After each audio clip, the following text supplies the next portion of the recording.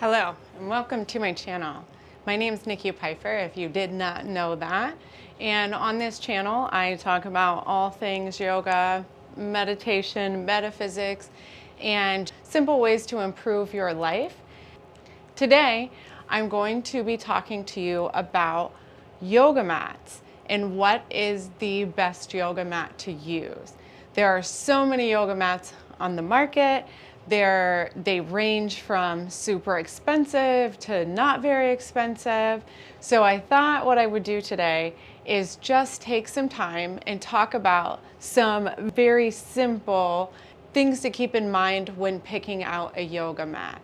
I do not have my original yoga mat that I got probably 20 years ago or so, and I bought it from like a Walmart or a Kmart or something, and it came in like a package and it had a strap, 2 blocks, and a mat, I think.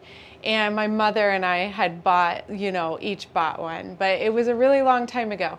And at that time, yoga was really not one of those things where you could just go to literally any store, like a Dollar Tree, and there was going to be like yoga affiliated things.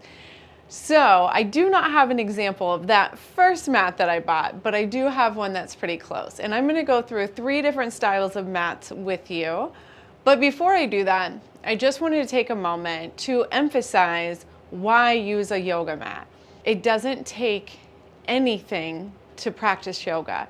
You can practice yoga in your work clothes. You can practice yoga on a bus. You can practice yoga anywhere, anyway, anytime.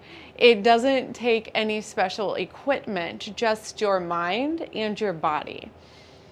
But as far as why do we need a mat, as far as safety is concerned, if you're using a non-slip surface, you are going to be safer than, let's say, that you were on your kitchen floor in a pair of socks, which may result in you falling and injuring yourself in some way or another. So the purpose of the mat is to provide a non-slip surface. I'm going to go over first is just for a standardized yoga practice, meaning that you want to roll out your mat and try some hatha yoga or vinyasa yoga, various different types of yoga that you're not going to be in various different conditions and things like that. The mat that I use, that I'm sitting on, and I have been using probably for about the last 10 years, is an eco mat. And these mats are my favorite. This is my second one that I've ever owned. And my first one, I did bring out here with me. It's a little worn out, but this was the first one that I bought. I love these because they have like a slight rubberized texture to them. They're kind of heavy, and this is an eco light mat, which is what I prefer. This Maduka has various different styles of mats, and they do have like a black mat that's super heavy. And if you have like an at-home studio, or if you leave your mat at the studio, like if you own a studio and you just wanted to set your mat up and just leave it, those are excellent, durable, long-lasting, probably #1 suggestion of a yoga mat is these eco mats. Again, this one is like, I don't know, 10 to 15 years old, and it has some frays on the very edge of it, on either side. It has a little bit of fraying, but as far as the surface of the mat, the quality of it, it hasn't decreased at all. They do stain a little bit more. Like I use this one outside and for things like yoga in the park and stuff like that, which was really the purpose of getting a new one, is so that I had one that I could kind of drag around with me in my car and then one that I kept at home. Once I practiced outside and the ground was kind of like damp, and I got mud on my mat, and that did not come off very easily just because I had left it overnight and like all these kinds of things. So the Eco Mat, Meduca Eco Mats are my favorite in the Eco Light, particularly if you're going to be carrying it with you back and forth to classes and things like that. So the original mat that I got looks very much like this mat. As you can see, it kind of has like, I don't know, like little bumps all over it. This side is colored. It has like a design on it, and the other side is plain. These mats are very inexpensive, and if you don't have a yoga mat, you don't have a lot of disposable income, and you really want to get a mat, these mats work just fine. They are non-slip. They're a little more slippery than what like an Eco Mat would be, but they do the trick.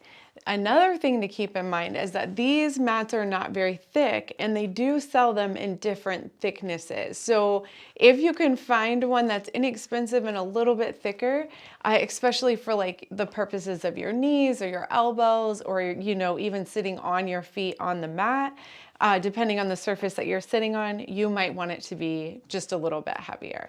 But these mats work. There is nothing wrong with them. They are inexpensive. You can pick them up literally anywhere. I was at like a Dollar General the other day, and they had mats like this. So, and I think they were like $10. So they're really inexpensive. If you just want to get into practicing yoga and you don't have a mat, this is the easiest way to go.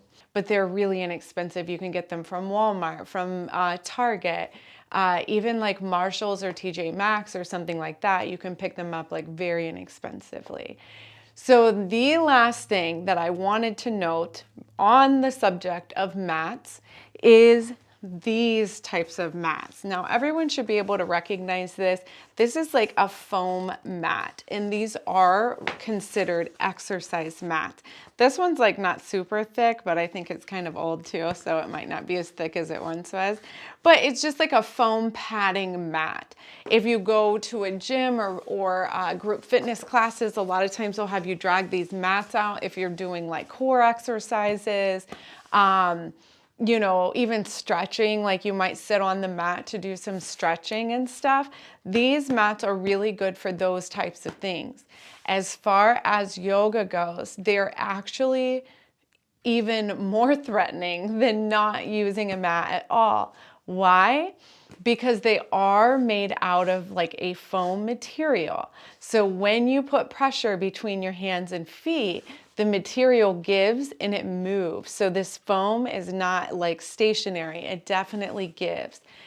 I have seen people put these padding mats underneath of their yoga mats to provide more padding.